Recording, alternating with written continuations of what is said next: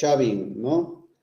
La cultura Chavín, como su nombre mismo indica, corresponde a la primera cultura panperuana que se desarrolla en Ancash.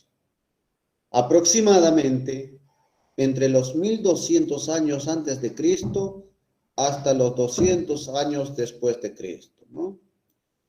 De acuerdo a este mapa, podemos observar que el ámbito de expansión de esta cultura abarcó gran parte de la costa del Perú e incluso llega su expansión hacia áreas de la Amazonía peruana y algunos hasta evidencias que se están identificando en la región Ayacucho y en la región Ica, ¿no? De acuerdo a los datos históricos y a los datos de las investigaciones que se han realizado, pues podemos indicar que Chavín ha merecido atención por diversos investigadores, ¿no? Entre ellos, Julio Cetello, quien ha propuesto que Chavín viene a ser la cultura matriz, en este caso, del desarrollo cultural peruano. Y claramente esta propuesta está basada en una perspectiva identificada en base a los objetos arqueológicos que fueron recuperados en Chavín y próximo al sitio arqueológico, ¿no? Durante las exploraciones de Julio Cetello, en la cual identificó prácticamente un poblado enterrado, ¿no? Hasta entonces no se conocía la dimensión de Chavín, pero posteriormente con los trabajos que se han estado efectuando en base a las investigaciones, pues se está conociendo un poco más su complejidad y permite establecer que Chavín corresponde al primer desarrollo cultural peruano y a la formación de la primera sociedad teocrática, concepto que ha sido propuesto inicialmente tanto por Lumbreras, ha sido propuesto también una sociedad teocrática de acuerdo a este enunciado de Gordon Chai cuando se hizo el repaso de la lectura que se les asignó. Maestro, ¿Sí? disculpe. Yo recuerdo haber leído en la obra de Historia Económica Antigua de Peter Kauliker, ¿no? Y otros autores como Vega Centeno, que el centro ceremonial de Chavín fue construido por élites foráneas, ¿no? Probablemente por, en este caso, los estilos, ¿no? De Sechín en la costa norte y el Valle de Casma, ¿no? En la Sí. costa central. Y es lo que él, en este caso, Kaulique le esboza, ¿no? En su obra. Sí, efectivamente, inicialmente se pensó que Chavín pues venía a ser el resultado de las formaciones culturales de sociedades un poco más tempranas que correspondían en este caso al arcaico y que posteriormente permitieron en este caso la constitución de Chavín, ¿no? Sin embargo, con los trabajos que se vienen identificando y que se vienen realizando actualmente, y que vamos a ver un video de esto efectuado por John Rick, pues se está teniendo y se está retrocediendo a la perspectiva que inicialmente tuvo Julio Cetello, ¿no? De acuerdo a la iconografía y a los aspectos de análisis correspondientes de los materiales, pues están encontrándose motivos netamente amazónicos y que hasta cierto punto se puede decir que son sociedades de origen amazónico que influyeron bastante en en la planificación de Chavín. Entonces, al ser considerado como un centro de poder político y económico, existieron especialistas religiosos, ¿no? Sin embargo, el historicismo cultural, evolucionismo y occidentalismo indica que el asentamiento de Chavín permite consolidar el primer concepto, en este caso, de la formación de un imperio con características muy complejas, donde había un proceso de jerarquización y una serie de aspectos, en este caso, representadas a través de categorías que permiten, en este caso, diversificar las clases que se identificaron en Chavín, ¿no? Entonces, los datos que nosotros estamos identificando y que los colegas vienen trabajando recientemente, se pensaba que Chavín era el centro de poder político. Eso no se discute, eso lo sabemos. Sin embargo, estamos identificando que Chavín, para tener el control del mundo andino, también planificó, se expandió y en los territorios donde tuvo mayor influencia, pues estableció los centros provinciales. A través de estos centros provinciales le permitió tener el dominio, en este caso del área, ¿no? Tal es así que en Ayacucho se ha identificado construcciones correspondientes al periodo Chavín, con cerámica correspondiente al estilo Hanna Barrio, en galerías, con presencia incluso de galerías subterráneas y la presencia de cabezas clavas, ¿no?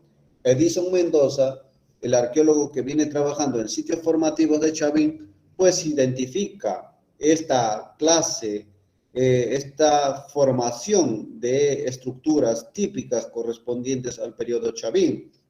Esto quiere decir que no solamente se estaba centralizando en la región de Ancash, sino que también estaba teniendo el dominio de otros territorios a través del establecimiento de centros provinciales. Pero también tenemos que tener en cuenta los datos recientemente identificados por la misión japonesa en Cajamarca, donde están encontrando evidencias relacionadas a la formación de la cultura Chavín, cerámica que corresponde a algunos estilos Chavín y que de alguna forma han jugado como centros provinciales. De la misma forma, identificamos evidencias Chavín en el área de la costa y el área con mayor representación de evidencias pues corresponde a la región Ica, donde se encuentra cerámica en la época temprana de Paracas, pero que son representaciones y formaciones típicas, en este caso de cerámica de la cultura Chavín. Y no solamente ello, en cuanto a la producción de textiles, pues se encuentra gran cantidad de elementos correspondientes a la formación Chavín. ¿Esto qué implica? Que pues Chavín fue una sociedad compleja que se desarrolló en todo, prácticamente en todo el área andina y que y tuvo su dominio más que nada a través de la religión. Por eso varios investigadores consideran a Chavín como el primer estado teocrático panandino, ¿no? Entonces, nosotros tenemos que hacer análisis respectivos sobre estas evidencias y poder comparar también los recientes hallazgos arqueológicos que vienen siendo identificados en el área de la Amazonía y que permiten, en este caso, identificar los primeros materiales en cuanto a su asociación directamente con Chavín, ¿no? Entonces, conceptualizando el estado teocrático andino, podemos decir que Chavín es un estado teocrático, pero posiblemente en los Andes existan otros estados teocráticos de similar característica, y esto podemos hacer una referencia a lo que estaba pasando inicialmente también en el altiplano, ¿no? En el altiplano, antes de la formación de Tiwanaku, pues se estaba desarrollando la cultura chiripa, una sociedad bastante compleja, pero que inicialmente se construyó en un área bastante, en este caso, estratégica, que permitió tener el control de las sociedades del altiplano. Entonces, estamos hablando de un periodo bastante complejo, donde aparecen las primeras formaciones teocráticas del Estado y empieza las formaciones, en este caso, de espacios de dominio de carácter monumental. Entonces, nosotros tenemos evidencias bastante claras sobre este tipo de representaciones y podemos indicar que realmente Chavín corresponde a la primera formación cultural, pero de características muy complejas, ¿no? Entonces, de acuerdo a la planificación, se encuentra pues en la confluencia entre el río Mosna y el río Huachexsa, ¿no? La característica de Chavín y su planificación y de los otros sitios correspondientes al mismo periodo es que sus edificaciones presentan, en este caso, plazas hundidas, ¿no? Estas plazas hundidas muchas veces están acompañadas de edificaciones en forma de U. Esto es un indicativo de que este grupo corresponde a las primeras sociedades formativas, ¿no? Entonces, nosotros vamos a tener a Chavín como un dato bastante importante y que sus principales características, pues, tienen que ver tanto con la producción de cerámica, con la producción de la arquitectura y las representaciones, en este caso, de seres bastante terroríficos en cuanto a su iconografía, donde se representa el halcón, se representa el jaguar y existen las representaciones de serpientes, y esto hace que tenga un carácter excepcional, ¿no? Entonces, para identificar los principales edificios en Chavín, pues se tiene algunos indicadores arqueológicos, como la ubicación espacial privilegiada del asentamiento, en este caso al encontrarse en la confluencia de dos ríos, lo cual le permitió no solamente tener protección, sino que también tener el dominio de cierta área, ¿no? Existe concentraciones de volúmenes arquitectónicos con las edificaciones, en este caso, de los diversos monumentos que se encuentran dentro de la zona arqueológica y que constituyen parte de las edificaciones arquitectónicas y que estos se han efectuado a través del tiempo, ¿no? Y tienen un proceso de edificación a través de diversas fases, lo cual nosotros vamos a poder conocer un poco más a través de las explicaciones que da John Rick, ¿no? Además, existe una característica que hay un prolongado desarrollo arquitectónico y de ocupación. Esto quiere decir que los habitantes continuamente a través del tiempo están usando los mismos espacios, pero remodelando algunas características, mejorando algunas edificaciones y volviendo a usar, en este caso, como símbolo de jerarquía y poder de un área bastante importante como es Chavín, ¿no?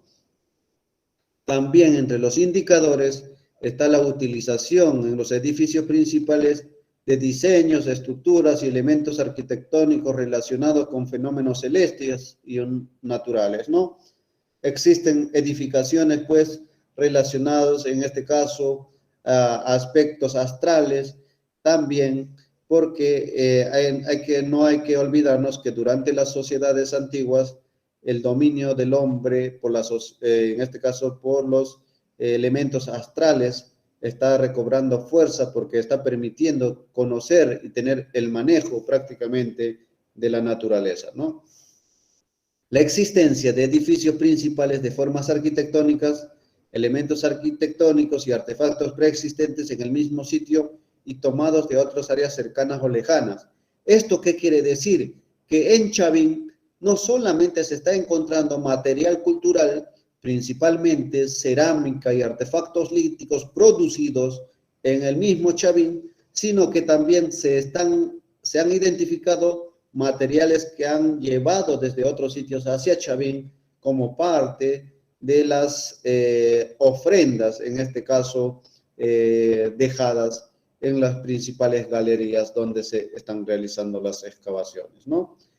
Entonces, existen una serie de criterios para identificar las características de Chavín, ¿no? Entonces, yo voy a pasar un poco aquí para poder identificar, por ejemplo, las áreas donde netamente se ha desarrollado la cultura Chavín, pues estamos encontrando en Cunturhuasi, en Pacopampa, en Cerezal, en el área de Cajamarca, pero también estamos encontrando sitios como Gallito, Caballo Muerto y otros sitios en el área de Lambayeque, mientras que Sechín corresponde a los primeros momentos de Chavín, pero que se encuentran en el Valle de Casma. Chavín propiamente dicho,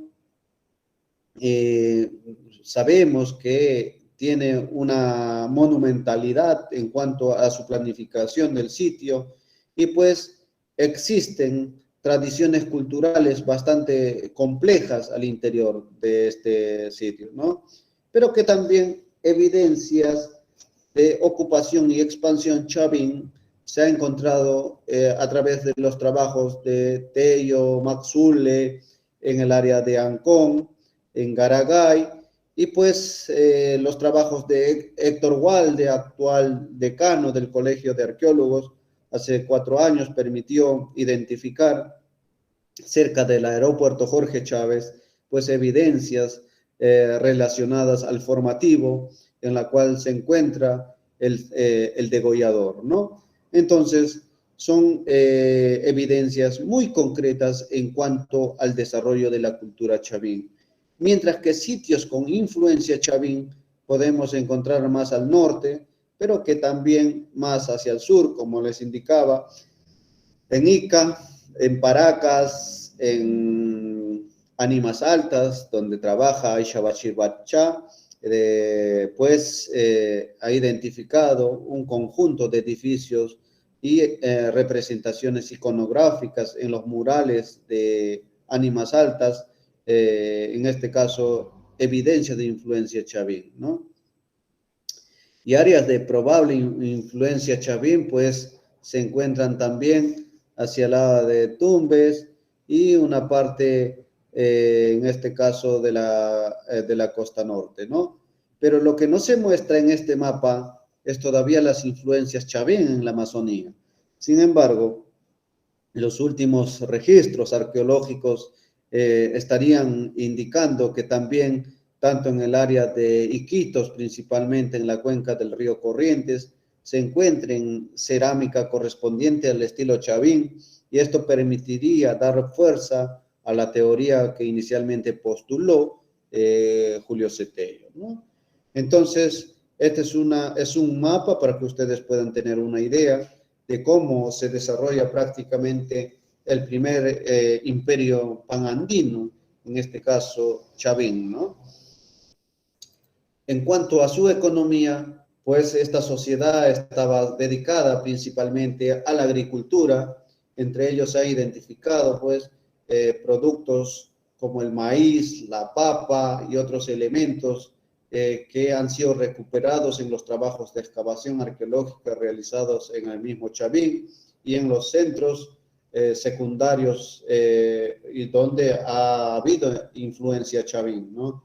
Como en la costa, hubo producción de payar, hubo producción de zapallo, y pues en cuanto a la domesticación de los animales, domesticaron la llama, pero que también domesticaron el cuy, ¿no? Entonces son evidencias bastante importantes que se identifican en cuanto a su economía, lo cual le permitió dar sostenibilidad a una cultura y a través del tiempo permitir tener el dominio del área donde se desarrolló, ¿no? En cuanto a la cerámica, una característica típica de la cerámica Chavín, pues son los motivos amazónicos, en este caso de las representaciones de la iconografía, donde se puede identificar, como en esta botella que se observa en la parte inferior, pues una botella globular con azapuente y un solo pico, pero con un sola asa y pico, pero que representa en este caso, un animal como si fuera un jaguar, pero con colmillos en la parte frontal, ¿no? Asimismo, en la parte superior existen diseños un poco más complejos que parecieran representar, en este caso, la presencia de serpientes, ¿no? Entonces, se dice que a través de este tipo de iconografía, donde se observa el terror en la producción de cerámica y en la producción del arte lítico, estos grupos sociales o esta cultura dominó a las otras diversas sociedades que se encontraban en áreas periféricas, ¿no?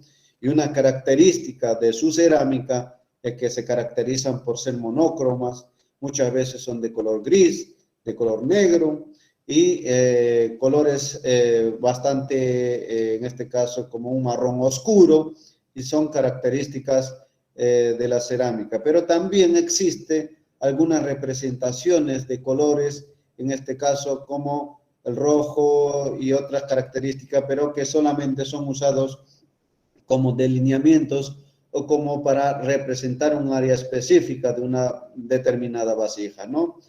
Cerámica de este tipo pues se encuentran tanto en la costa central y en la costa, en este caso en la costa norte, y también se encuentra en la sierra de Chavín, ¿no?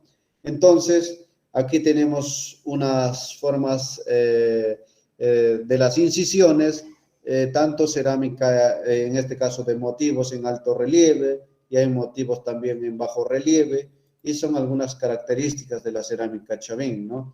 Entonces aquí podemos observar incluso este tipo de botellas que han sido recuperadas de las excavaciones y que si nosotros hacemos un análisis de su iconografía o de las representaciones que existen en esta cerámica, pues identificamos incluso la presencia de maní. Entonces, esto quiere decir que esta sociedad está practicando la agricultura, está practicando la ganadería, pero que también tiene otros aspectos de producción como la metalurgia, ¿no?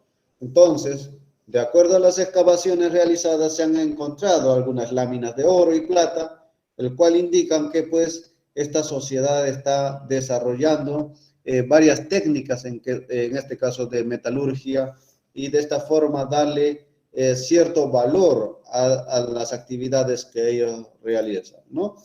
En cuanto a la arquitectura, pues los templos, el templo mayor y los diferentes edificios son de características monumentales y que en el proceso constructivo han utilizado grandes bloques de piedra en forma de lajas y que estos han estado acuñados por pequeñas piedrecillas alargadas a que se le denomina pachías, ¿no? Entonces, son una forma de edificación como se ha podido documentar en el caso de Chavín. Existen estas galerías subterráneas, a lo que inicialmente se tenía identificado dos galerías, pero que los trabajos de John Rico Mantamina pues han permitido identificar una galería adicional, lo cual sería de mucha importancia en este caso en el desarrollo cultural de la primera sociedad panandina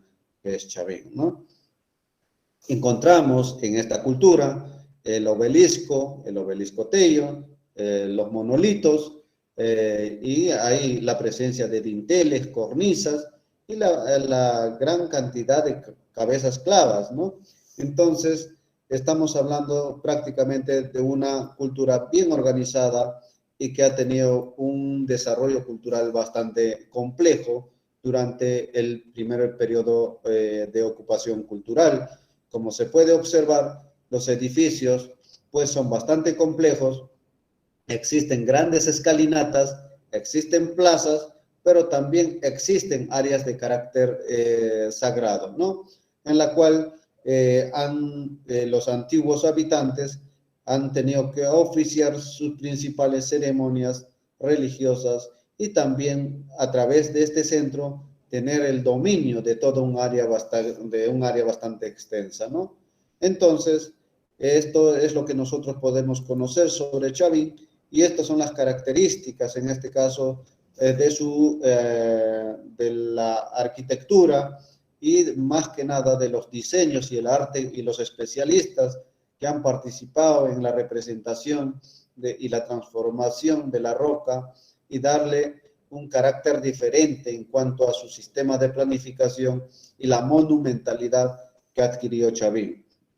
Este proceso ha demorado más de 1000 años y pues existieron diversos grupos sociales que se asentaron en esta área, pero que continuamente y a medida que pasaba el tiempo, pues fueron abandonando ciertos espacios. Pero después de abandonar ciertos espacios, hubieron áreas que se han ido rellenando con tierra, pero como respeto hacia las evidencias dejadas anteriormente y posteriormente fueron reocupadas por otros grupos, en este caso por generaciones de otras personas, pero que corresponden a la misma formación cultural, ¿no? Es así que tenemos estas complejas edificaciones, ¿no? Hablar de su religión, pues hablar de la religión chavín es bastante complejo y pues los sacerdotes eran los especialistas encargados de mantener los cultos. Esto se encuentra en las conopas, en los diversos elementos de piedra que se han registrado en Chavín y en otros sitios provinciales también, ¿no? Entonces, podemos decir que los habitantes chavín, los sacerdotes chavín, tenían un perfecto conocimiento, en este caso tanto de la astronomía, de la arquitectura y también de las estaciones, ¿no? Entonces, de esta forma podían ellos sembrar y tener los productos en los determinados momentos del año y de esa forma asegurar su alimentación, ¿no? En cuanto a la escultura, pues tenemos las cabezas clavas, que son una especie de arte que se ha dejado al exterior, en este caso de los principales edificios, y que mediante el aluvión ocurrido tanto en época prehispánica, pues cubrió prácticamente, ha sido sepultado todo Chavín, y es por ello que gran parte de las cabezas clavas se han identificado incluso en las orillas del río Mosna y posteriormente fueron recuperados por Tello y vueltos mediante un trabajo de consolidación a los posibles lugares donde estaban situados, ¿no? Aquí tenemos otras evidencias, en este caso de la estela de Raimondi y la complejidad y el trabajo en piedra que se ha efectuado durante el horizonte temprano, ¿no? Estas son las características de los textiles que se encuentran, en este caso en la costa sur, la presencia de tejidos llanos de color marrón, pero con representaciones de diseños bastante complejos, en este caso relacionados a un proceso expansivo cultural, ¿no? Entonces, nosotros lo que tenemos son estos datos que son bastante interesantes para la arqueología y por lo tanto ayudan a entender el proceso cultural, ¿no? Entonces ahora yo voy a compartirles un pequeño video donde ustedes van a poder observar los trabajos que viene realizando actualmente John Rick, de una universidad norteamericana, conjuntamente con Antamina, ¿no? Y de esa forma ustedes puedan conocer un poco más sobre el proceso cultural. CyberWow es despegar.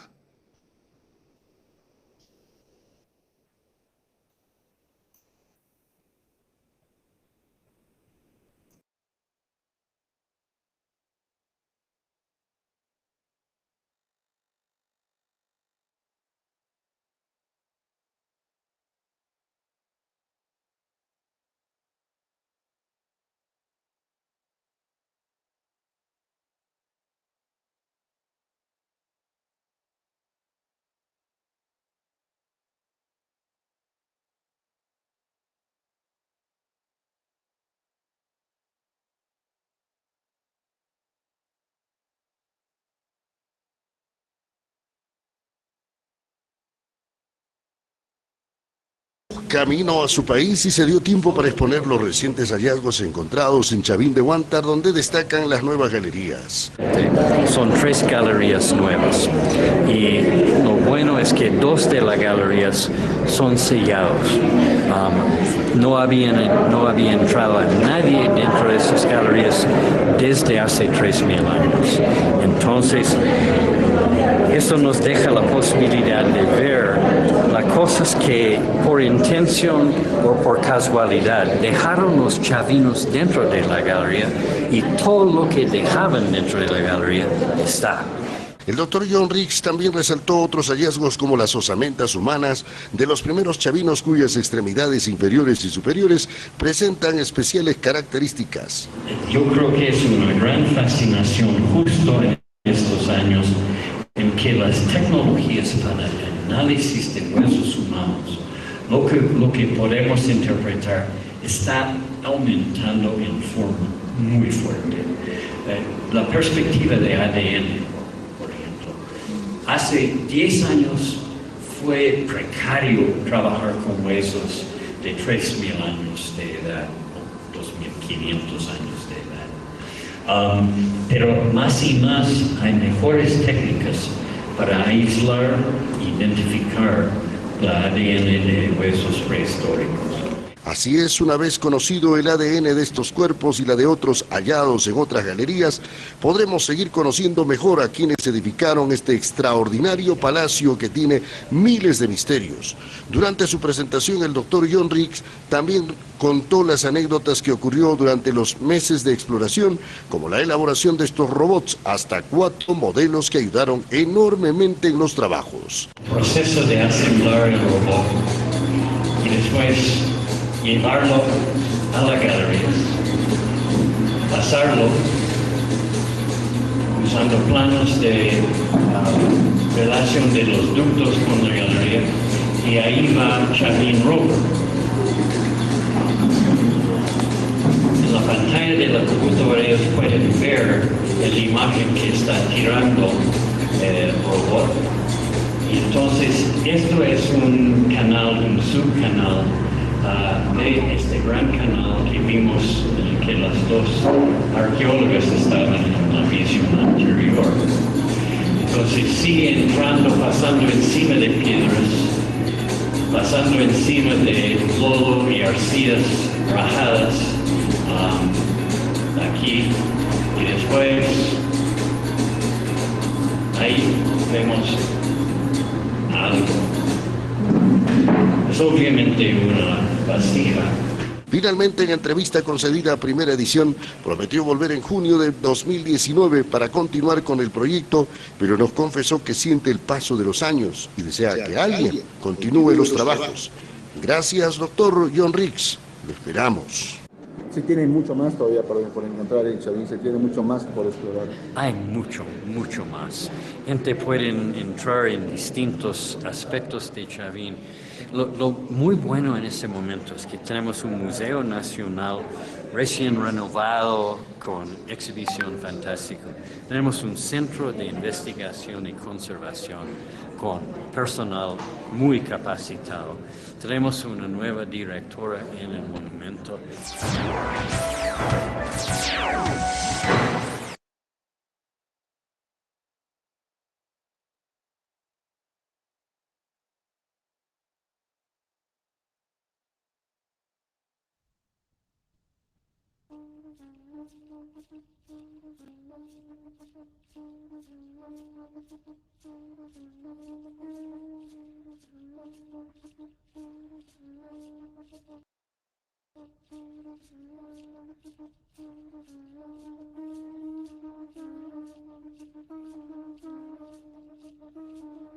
En la mitad del norte del continente sudamericano se sitúa Perú, país con una enorme diversidad de ecosistemas naturales.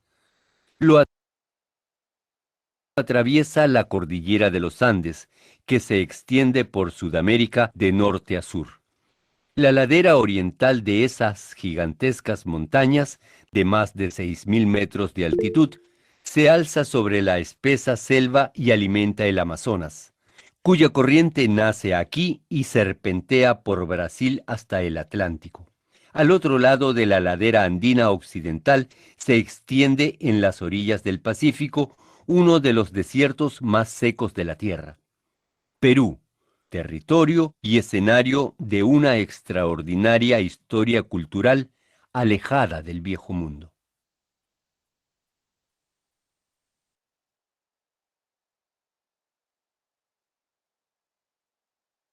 ¿Podrían decir, por favor, si se escucha el video?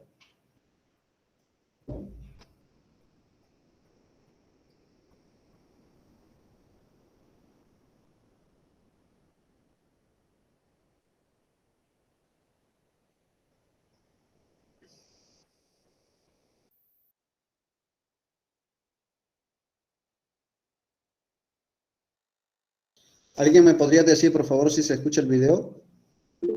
Ok, Sí, genial. profe, se escucha. Sí, se escucha.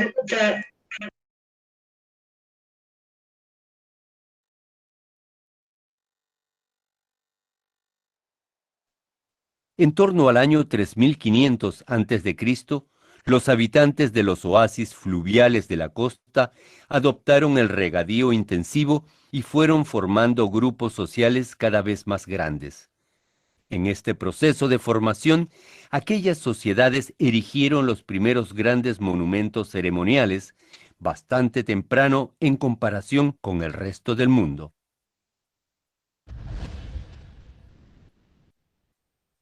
Arriba en los Andes también hubo presencia de ocupación humana. En la sierra, a 3.200 metros de altitud, se sitúa uno de los templos más importantes del Perú, Chavín de Huántar. Aquí, en el primer milenio antes de Cristo, el arte andino alcanzó su primera cumbre. Ya en el siglo XVI se encuentran relatos españoles sobre el templo, edificado casi por completo en piedra. En la década de 1920, cuando comenzó la actividad de investigación arqueológica en el Perú, Chavín fue pronto considerado el lugar originario de la primera gran cultura peruana. Chavín, la cultura madre de los Andes. Es difícil eludirse a la fascinación del complejo. Sin disponer de herramientas de metal, los poderosos sacerdotes de Chavín erigieron un imponente recinto sagrado con piedras talladas de toneladas de peso, grandes relieves y enigmáticas esculturas. Justamente allí, en ese escarpado valle montañoso, donde la actividad humana se ve amenazada por caudalosos ríos, terremotos y deslizamientos de tierra, decidieron erigir la monumental construcción. El templo venía a decir: somos poderosos, tenemos poder sobrenatural y podemos hacer milagros. El recinto sagrado se sitúa junto a un tincuy, en quechua, el lugar sagrado donde confluyen dos ríos. Justo aquí, el rápido y pequeño Huachexa desemboca en el amplio Mosna. Los constructores se propusieron domesticar el agua. Numerosos sistemas de drenaje, algunos completamente transitables, permitían controlar la entrada y salida del agua del Huachexa, que a través de los canales podía incluso ser conducida hacia arriba. La construcción central, que mide un área de aproximadamente 140 por 70 metros, es perfectamente identificable. Presenta dos componentes principales de hasta 16 metros de altura. El templo norte, en forma de U, con una plaza circular hundida, y el templo sur, más grande, con una plaza cuadrada hundida y dos plataformas adyacentes. El arqueólogo John Rick, de la Universidad de Stanford, investiga desde hace muchos años la cronología del templo. Hoy es posible reconstruir una evolución muy compleja dividida en varios grandes periodos de construcción. En el sudeste, los constructores llegaron a desviar el curso del Mosna, una muy atrevida intervención en la naturaleza para ampliar el área del templo. El concepto arquitectónico alcanzó su apogeo entre 900 y 500 años antes de Cristo, en la denominada fase blanco y negro, de la que datan también la gran mayoría de los relieves tallados en piedra. El gran complejo de templos de Chavín se extiende por una superficie total de más de 40.000 metros cuadrados. En la tradición de Chavín, todo lo viejo se conservaba. Por eso, en la arquitectura se distinguen dos ejes principales de distintas épocas. El eje más antiguo se extiende desde la imagen divina, el denominado lanzón, a través de la plaza circular, hasta la plataforma piramidal localizada en una colina de enfrente. Desde el centro de la plaza circular se puede ver cómo el sol se proyecta exactamente sobre la plataforma, en el amanecer del 21 de diciembre durante el solsticio de verano. Con las grandes remodelaciones y construcciones de la fase blanco y negro, surgió un segundo eje principal que atravesaba la Plaza Mayor y la Menor, dirigiéndose a la plataforma sobre la cima este del valle. El instrumentario religioso de los sacerdotes de Chavín probablemente incluyó, como en otras culturas del Viejo y del Nuevo Mundo, el dominio del calendario, el análisis y la interpretación del curso de los astros, la fijación de las épocas de sembrío y cosecha y muchas otras predicciones astronómicas relacionadas con el calendario. Las ofrendas halladas por los arqueólogos en Chavín son todas de extraordinaria calidad, en especial las vasijas de cerámica que el arqueólogo peruano Luis Lumbreras excavó en la Galería de las Ofrendas, cerca de la Plaza Circular. Ello permite suponer que fueron élites locales las que visitaban Chavín con sus séquitos. Venían de lejos, de la costa, y disfrutaban de una privilegiada situación para poder emprender un viaje tan largo y fatigoso, de más de 2 semanas, durante el cual experimentaban las fuerzas de la naturaleza en cuerpo y alma. Las montañas nevadas, vientos cortantes, laderas resbaladizas y ríos salvajes deben haber sido para estos viajantes experiencias nuevas y sorprendentes. Una vez en Chavín, experimentaban finalmente un gran contraste. En el complejo de templos, un mundo completamente diferente impacta a los visitantes. Las corrientes de agua, los sonidos y la luz son controlados y orquestados a voluntad y se producen apariciones de seres mixtos sobrenaturales, hasta que acceden finalmente a estados de percepción completamente nuevos y vislumbran otro mundo. Primero, los visitantes son conducidos hacia la Plaza Mayor. Ahí se celebran los primeros rituales de una compleja iniciación religiosa dividida en etapas. La alternancia de terrazas elevadas y plazas hundidas, así como las monumentales fachadas, sigue siendo hoy una imponente demostración arquitectónica. Aunque es difícil de ver en las piedras desgastadas hoy en día, es comprensible el porqué del nombre de fase blanco y negro. Para construir se usó sistemáticamente el granito y arenisca claro al sur del eje y la piedra calcárea oscura o negra al norte del mismo. Se celebraban escenificaciones rituales teniendo de fondo a la fachada principal, hoy de un aspecto muy gastado. Los espectadores que estaban de pie abajo debían sentirse pequeños, alejados y ajenos. A unos 10 metros de altura se situaba un borde circundante compuesto por una serie de cabezas esculpidas en piedra. Una de ellas se halla aún preservada en su posición original en la pared posterior del denominado edificio A. En la serie, las figuras mostraban la transformación del ser humano en un felino, probablemente un jaguar. Subrayando el principio dual, ante la fachada principal del templo se sitúa el imponente portal blanco y negro, en parte reconstruido, que sin embargo no conduce al interior del templo, sino que es el punto de partida de otra vía procesional que rodea el templo. Los complejos relieves de las columnas circulares y el dintel de 10 metros que descansa sobre ellas están gravemente dañados. Descifrables solamente con la ayuda de expertos, nos conducen a la imaginería simbólica de la religión de Chavín. Cada una de las 2 columnas de basalto está decorada con la imagen de un ser sobrenatural, uno masculino, el otro femenino. Esa dualidad se ve reforzada por los atributos de las figuras.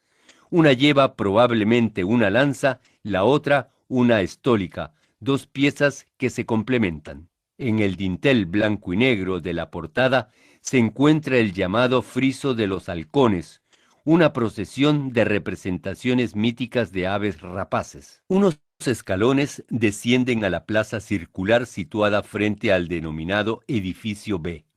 Con 21 metros de diámetro, se supone que haya albergado cerca de 30 personas y apareció en 1972 en las excavaciones del arqueólogo peruano Luis Lumbreras, quien investigó el espectacular hallazgo. Otras escaleras conducen desde la plaza hacia un misterioso sistema de galerías subterráneas tipo túneles. Algunas de estas galerías fueron utilizadas para las prácticas de culto. Los arqueólogos encontraron aquí, entre muchas otras ofrendas de sacrificio, también las almacenadas trompetas sagradas, hechas de la concha de caracolas marinas que allí se conservaban. La plaza misma impresiona aún hoy, por la gran calidad y el cuidado del trazado de sus líneas y por la decoración con magníficos relieves en piedra. En este ambiente íntimo, aislado del mundo exterior, un pequeño círculo de personas era introducido en la siguiente etapa de la experiencia ritual. En la plaza se reunían los visitantes privilegiados del templo para participar en las ofrendas de sacrificios con ayuda de los sacerdotes. Para los participantes en aquellos rituales, la experiencia se veía intensificada y cada vez más irreal al tomar sustancias psicoactivas extraídas del cactus de San Pedro, especie autóctona representada en los relieves. Esa droga que los quechuas llaman huachuma contiene mescalina y tiene un efecto parecido al LSD. En el centro de la plaza se erigiera posiblemente el obelisco Tello, de 2,50 metros de alto, en el que estaría representado el ser original masculino y femenino, junto a otros aspectos de la mitología de Chavín. Aquí se celebraban los rituales más importantes. Por una abertura en el piso de la plaza se arrojaban las ofrendas de valiosas vasijas de cerámica a uno de los grandes canales subterráneos. A la señal del gran sacerdote, el agua se llevaba las ofrendas en medio de un inquietante estruendo. Después de esos sacrificios rituales, se permitía a algunos elegidos trepar por la escalera hasta la divinidad y, sumisos ya en un nuevo estado de percepción, emprender la última parte del viaje. Aquí, en la oscuridad de las galerías, tenía lugar la tercera fase del viaje, lejos de lo cotidiano y lo natural, y transportados hacia lo divino y sobrenatural. El laberinto de estrechos pasillos, nichos, cuartos, conductos y escaleras se diseñó desde el principio de forma que uno ya perdiera la orientación a los pocos metros. Probablemente las paredes estuvieron en este punto enlucidas. La galería conduce al corazón del templo y a la principal escultura divina, la del Lanzón. En un espacio estrecho, a la intersección de 2 pasillos, se encuentra la estatua de 4,5 metros. Esta es la única estatua de un dios del antiguo Perú todavía en su lugar original.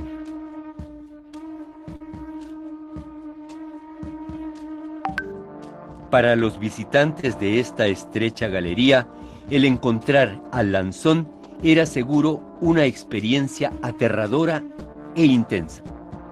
A través de espejos de carbón cuidadosamente pulidos y ductos de luz con varios metros de extensión, la luz del sol era desviada para iluminar la cara del Lanzón. Hoy solo cabe especular sobre lo que se hacía allí. Posiblemente, en una galería situada encima del Lanzón, los sacerdotes vertían líquidos y probablemente sangre, que emanaba primero sobre una cavidad semicircular hundida y luego por las líneas de su cara. Solo los sacerdotes podían extraer de todo ello las profecías divinas. Más de 2000 años después, en el año 1616, el clérigo español Antonio Vázquez de Espinosa informaba a su rey de lo que ya entonces era el santuario más famoso de los indios autóctonos. Era tan importante como Roma o Jerusalén para el viejo mundo. Peregrinaban hasta allí para hacer ofrendas y sacrificios, ya que los dioses de este lugar les manifestaban muchas cosas, y por ello llegaban hasta aquí desde todo el imperio. En torno al año 550 a.C., parece que un acontecimiento hoy desconocido, quizás un terremoto, sacudió el mundo y la credibilidad de Chavín. Los dioses desaparecieron y Chavín perdió su importancia.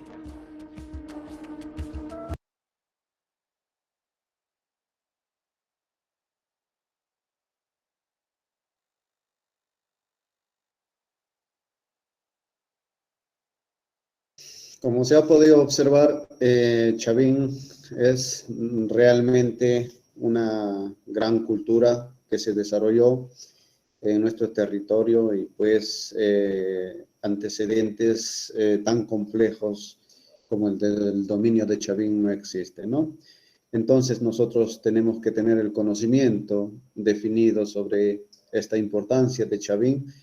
Y me gustaría escuchar algunos comentarios en base a la clase, en base al video que se ha podido ver también. Espero sus comentarios.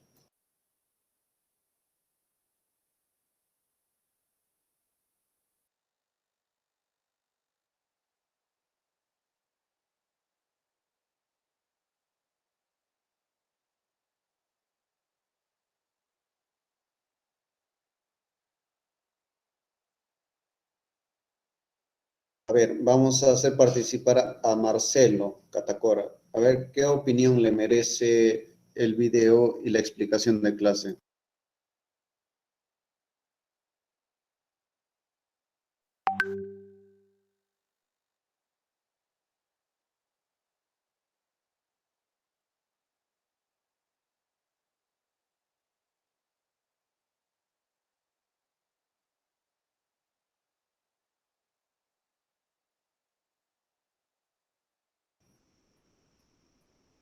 A ver, ¿se encuentra Marcelo? Presente, profesor. A ver, ¿algún comentario sobre la clase? ¿Sobre Chavín? Bueno, profesor, que fue algo muy interesante, ¿no? Cómo es que los antiguos lograron edificar este tipo de construcciones con unos, ¿cómo podríamos llamarlo? Con unos mecanismos tan elaborados, ¿no? Que, como dice, estuvimos viendo, ¿no? Mediante uso de espejos, sonidos, el flujo del agua, las vertientes, también utilizando sustancias psicoactivas, ¿no? Drogándose, entre comillas, ¿no? Los sacerdotes y aquellos que ingresaban a los templos para adorar a su Dios. Todo esto como que hacía estos tipos de ceremonias que para nosotros podría ser algo un poco simple, ¿no? Porque tenemos conocimiento, pero en ese momento, en esa época, aquellas personas que vivieron durante ese periodo de esa época, en esa cultura, debió ser algo completamente muy, muy emocionante, ¿no? Con un éxtasis que ellos lo vivían con fervor, ¿no? Algo demasiado religioso. Y se fue el profe. Ah, no, está ahí el profe. Pensaba que seguía el profe. A ver. Bueno, profe, con eso terminaría, profesor. Está bien, Marcelo. Rusi, ¿algún comentario? Repito, para.